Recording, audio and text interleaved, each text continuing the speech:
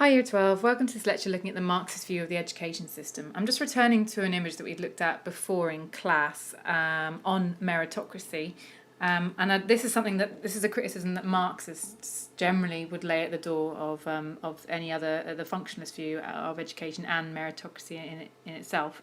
If you look at the student on the right, IQ 150, and the student on the left, IQ 150, that tells us that their natural ability, their natural intelligence is the same. However, Jim is doing much better than Seng.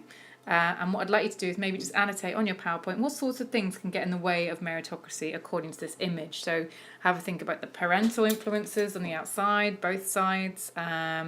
Look at what the teacher is saying, like why is the teacher not taking into account their background? What's Jim standing on? And also look at that on the left-hand side, they're saying "go, sir." So that seems to suggest that the parents are on the side of the teacher as well. So what does that all kind of lead up to? Why does that create inequality of educational achievement? So the Marxist view of education is very much concerned with the way the education system meets the needs of the ruling class for order and stability. Now, it's just important to make a note here that the Marxists think this is a bad thing. They don't like that education meets the needs of the ruling class. They would believe that education should meet the needs of all people equally. So they say that education meets the needs of the ruling class for order and stability through transmitting ruling class ideology and through preparing workers for capitalism. So just think about how is this similar to what Durkheim said in terms of the role of the education system. If you flick back to your notes on Durkheim, what did he say about how education met the needs of the economy? Was it similar to this at all? And when we think about Parsons, and he talked a lot about education socialising us into particular values. Those values, do they sound like ruling class values at all if you're a Marxist? Just have a quick look at your notes and see if you can identify a similarity between the Marxist and functionalist view. However, the difference being Marxists think all this is really, really bad. So, can you tell me, how do you think schools transmit ruling class ideas? So how do we end up with ruling class values, ruling class norms, like being on time for class, wearing a smart uniform? How do we end up with these? And in what ways do they prepare us for capitalism? So this is more than just giving us the skills to be a productive workforce, the human capital that functionalist Schultz talked about. How do schools actually prepare you to be exploited in the workplace? How do they prepare you for that? So you've really got to think quite hard on an example to illustrate that. So when we look at the Marxist arguments, there are about 3 or 4 sociologists you really need to remember. Okay, and sorry, the formatting's gone a bit funny on the arrow on this slide, so I'll talk you through it. The first one I want to talk to you about is a guy called Louis Althusser. He's a Marxist, or some people say he's a neo-Marxist, he's a new Marxist. He argued that the education system is part of what's called the ideological state apparatus. Now, the ideological state apparatus is all of the social institutions which affect our ideas. So it's more than just education. If you look to the right, you can see other examples of things that influence our ideas, other institutions. So we've got religion, we've got the family, you've got your work, you've got the media, friends, and there on the right-hand side, you've got education. These are all social institutions which affect our ideas. And Louis Althusser says all of these are part of the ideological state apparatus. They effectively transmit a set of beliefs and values that support capitalism by preparing workers for capitalism. As a result, we end up with what's called the ruling class ideology. And all of this feeds in to us believing this is all fair, this is all good, we want this system, which we know leads to what's called the false class consciousness, the idea that we're not aware of our exploitation. So, on your version of the PowerPoint, can you please have a go at annotating how each of these agents of socialisation, and they are agents of socialisation, how do each of them brainwash you into the ruling class ideology? So I'll give you a hand. I'll start off with religion. Many would argue that religion discourages people from rebelling against the system. For example, you have lessons like, always turn the other cheek. There's also some stories in the Bible, like it's harder for a rich man it's harder for a camel to get through the eye of a needle than it is for a rich man to get into heaven. So that seems to be telling us that, the wealthy aren't going to go to heaven, and actually it's good to be poor now because it means we're going to be rewarded in heaven afterwards. So that helps reinforce the idea that inequality is fine and we shouldn't try and challenge it because we'll be rewarded in the afterlife. So that's one of the agents of socialisation. How does the family, your work, the media and friends, and if you can think of anything, education, reinforce the ruling class ideology? The next sociologists we need to look at are a couple of guys called Bowles and Gintis, and they wrote a fantastic book called Schooling in Capitalist America. Now, they said that actually the main function of education was to equip workers with the right attitude to work, okay? So this is slightly different to just being brainwashed into the false class consciousness. This was all about giving you guys the right attitude for the capitalist workplace. So their key term is the correspondence principle. And they said the correspondence principle operates in that there is a close link between what happens in school and work. Okay, so they said school mirrors what you'll have to get used to in work. And they said this all operates through what's known as the hidden curriculum. Okay, so the hidden curriculum is basically everything you learn at school without realising. So I always say it's everything you learn that's not on the actual taught curriculum. It's everything you learn that's not in the textbooks. So how to behave, not interrupting the teacher, being on time for class. They're not written down in any textbooks. It's not part of the national curriculum, but these are lessons that you do learn. And they would argue that, for example, learning how to be on time for lessons it corresponds exactly to learning how to be on time for your job. Likewise, being presentable for school corresponds to being smartly dressed for work.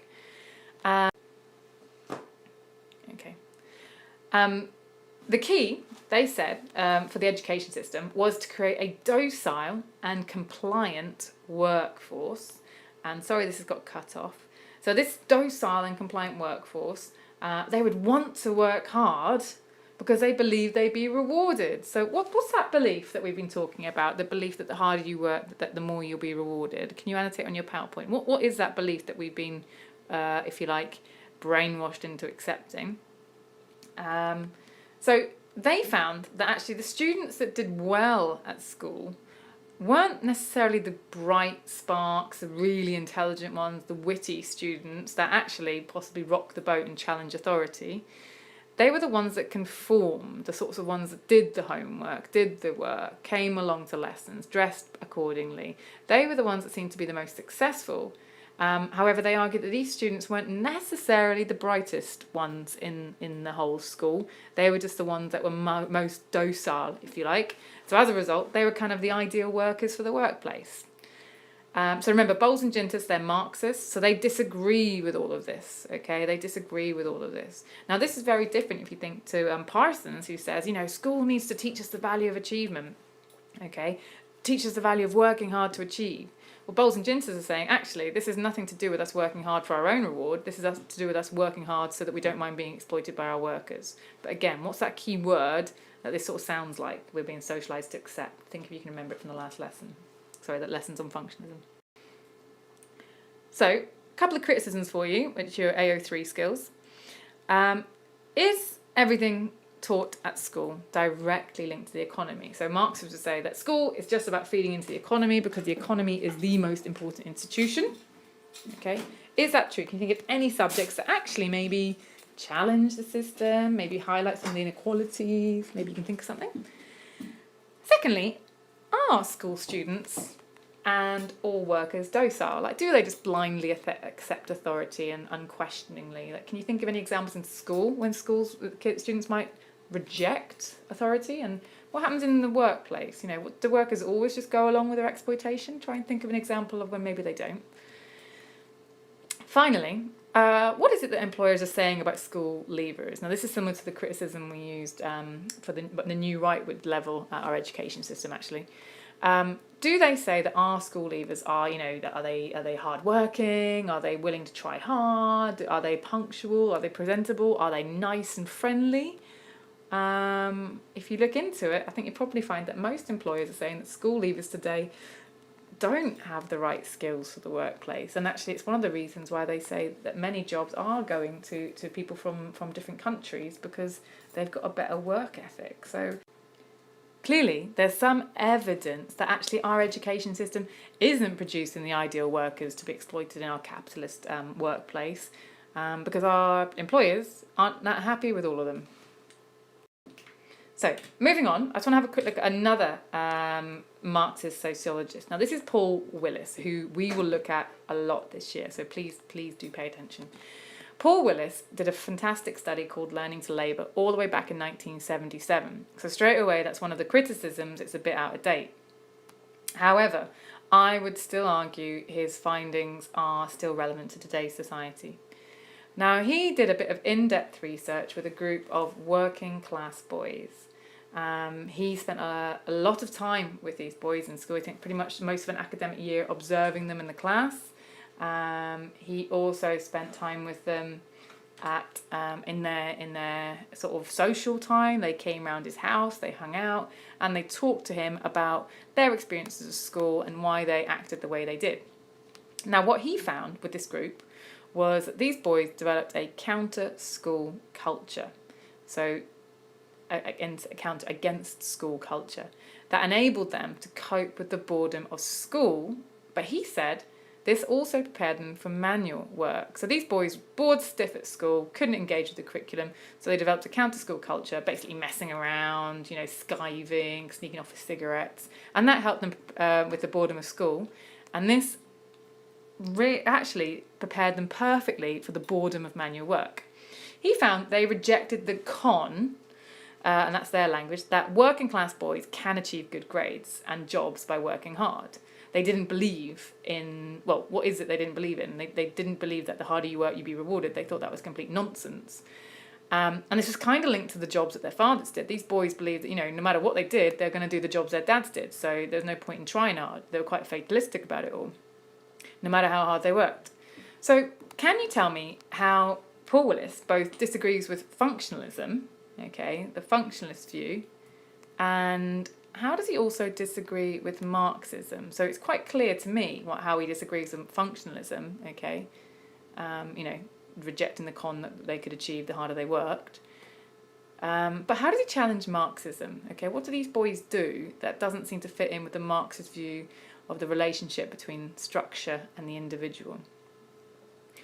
However, he does fundamentally agree with Marxism, because no matter what, these boys ideally prepared themselves for working class jobs. So effectively, the school's doing its job, it's preparing working class students for working class jobs and creating a middle class workforce, so recreating the cycle of inequality. Middle class kids do well and get good jobs, working class kids fail, they do bad jobs. So in class, we're going to be looking at the details of this study, and I'm going to try and get you to pick out evidence from it to support the view that the lads' poor behaviour actually ideally prepared them for the capitalist workplace. Now, these boys believed they were resisting the system, they believed they were rebelling, but Paul Willis found that actually that was just a bit of an illusion. They were actually helping the system because they were sort of signing themselves up for those low-skilled jobs no one else wanted to do because they failed. Our final Marxist that we're going to be looking at is Pierre Bourdieu, and we are going to be looking at a video in class as well to illustrate his point of view. He said that the reason middle-class families did better in the education system was because they possess 4 types of capital.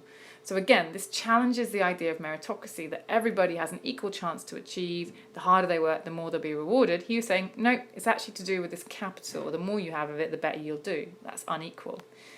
So he said the middle class, they have economic capital. They are better off, so they're able to provide material educational advantages for their children. So can you think of any material educational advantages? So material things are things that you can buy, resources and what have you. Think if you can annotate any examples of how economic capital can help students do better. Secondly, they had educational capital. Now, he said that this meant that all of the other capitals can be converted into this capital, such as private schools and good grades.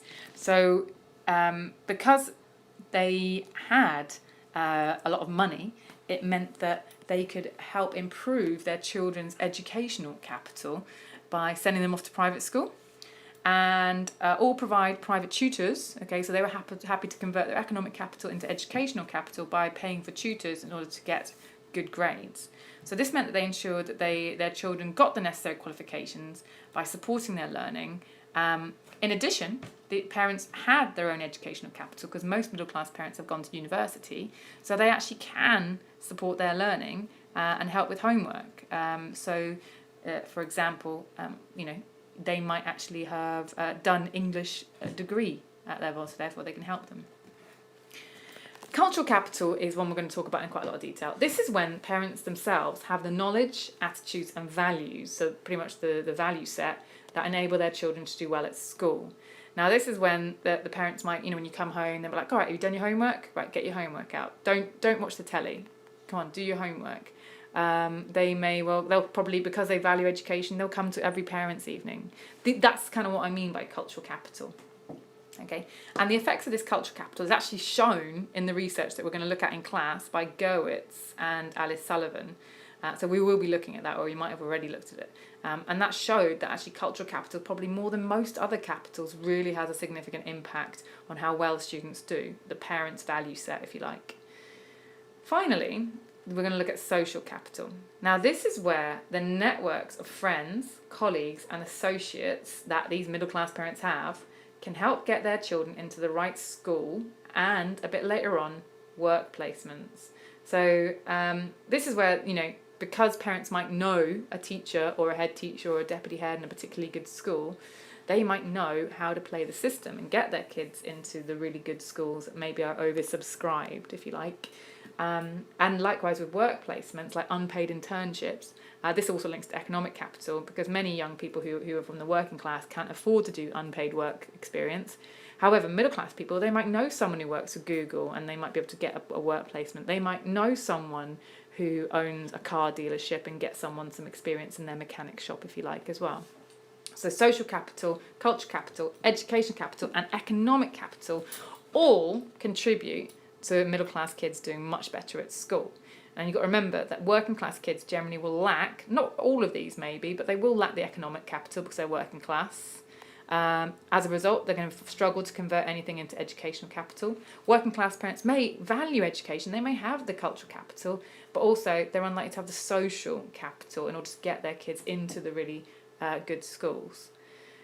Now at this point, I'd just like you to make an AO3 point of analysis. When we looked at Sharon Gurwitz, or when we look at it in class, how did Gurwitz, if you like, how does she prove Bourdieu's argument above? If we haven't done that yet, we will be doing that in the next lesson. So how does she prove all these capitals really do make the difference between how middle class and working class kids do? So finally, let's have a think about how Marxists and functionalists are actually similar. This is normally a bit more challenging because they normally disagree with each other so fundamentally. So both see school as key in justifying inequality. Functionalists, Davis and Moore, believe inequality was essential for society, whereas Marxists say no, inequality just helps keep the rich rich and the poor poor. Both are macro theories, so they're interested in how education impacts the economy. They're structural theories, okay? And this kind of links back to the Paul Willis point I was trying to get you to think about. Because Marxism is a macro theory, they would see people just being puppets, being manipulated by the structure of education. But he proved that those working class boys, okay, they used their free will to resist education, okay? They rejected education, they rejected the authority. So there was an element of free will, even though ultimately that did prepare them ideally for the role they needed to fulfill in the economy. Both Marxism and functionalists believe education is key in serving the needs of the economy. But again, functionalists see this as a good thing, Marxists see it as a bad thing.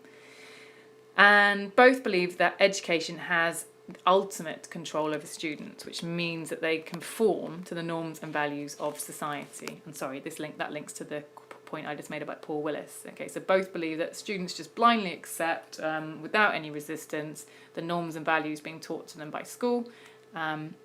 and we can sort of criticise them on both theories, if you like. We have anti-school subcultures, we've got elements of resistance, so we can sort of criticise Marxism and functionalism using the same evaluation points. Okay, thank you very much for listening, Year 12. This was a lecture on the Marxist view of the education system for AQA Sociology. Thanks.